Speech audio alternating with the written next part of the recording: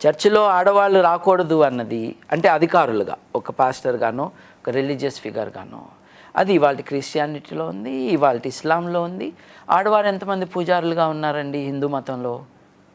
మీ గుడిలో హిందూ మతంలో ఉన్న పూజారులు ఆడవారు కనిపిస్తున్నారా మీకు? ఉంటే ఎంతమంది ఉన్నారు? దయానంద సరస్వతి 120, 130 సంవత్సరాల క్రితం చెప్పిన విషయం ఇవాళ దాకా ఆచరణలో ఎక్కడికి వచ్చింది?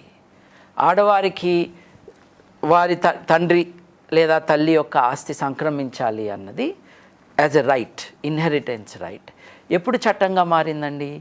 ఇప్పటి సంగతులే నేను మాట్లాడుతుంది, 1000 సంవత్సరాల క్రితం సంగతులు కాదు. పెళ్ళైనప్పుడు కన్యని దానం చేయటంలా తండ్రి. అసలు కన్య ఏంటి, దానం చేయటం ఏంటి, మనిషిని దానం చేయటం ఏంటి? అది ఎప్పుడు జరుగుతుంది? ఇవాళ కదా జరుగుతుంది. నేను మాట్లాడుతుందంతా ఇవాళ సంగతే. నేను మాట్లాడుతుందంతా కూడా ఇవాల్టి అరాచకం గురించే.